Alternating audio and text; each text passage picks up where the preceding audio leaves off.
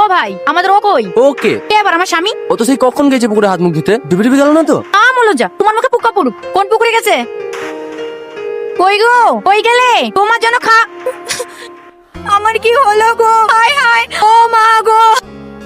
কি হলো কি হলো, এইভাবে কাচ্ছি কেন? তুমি মরনি? আমি কেন মরতে যাবো? তাহলে ওইভাবে মরার মতো ভেসে বেরোচ্ছিল যে? বাইরে বিশাল গরম তো, তাই একটু মরা সাঁতার কাটছিল। তা তুই এখানে কি করতে এসছিস? প্রতিদিন যা করি, খাবার দিতে, উঠে এসে খেয়ে লাও। উপরে উঠা যাবে না, এই যা রোদ। থালাতে খাবারটা ঢাল, টুক করে ভাসি দে। এইখানে দাঁড়িয়ে দাঁড়িয়ে দমকা মেরে দেবো। পানিতে? হ্যাঁ, যা বাড়ি গিয়ে বাবুর হাত দিয়ে একটা ছাতা পাঠিয়ে দিগা। আবার ছাতা কি হবে? আরে মাথায় রোদ লাগছে না, যা যা যা।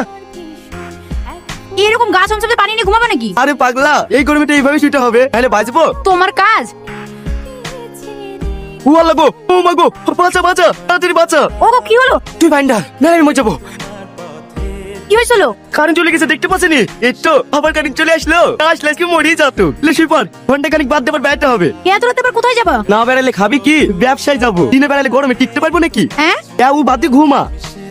লাও গো, আলু পটল ঝিঙ্গি কলা, তাড়াতাড়ি আসো। ফুরাইলো ফুরাইলো ফুরাইলো। 20 টাকায় 1 কেজি, 50 টাকায় 3 কেজি। লাও গো, বেগুন আলু। পাগলাটা মাঝরাতে এখানে চিল্লাচ্ছ কেন? সবজি বিক্রি করছি, কত কি লাগবে বলো? শালা মাঝরাতে আমাদের ঘুম কামাই করি সবজি বেচতেছিস না? ধরি মার শালাকে। ওরে বাবারে। ও গো, তুমি তাড়াতাড়ি উঠে আসো গো, তাড়াতাড়ি আসো গো, আমার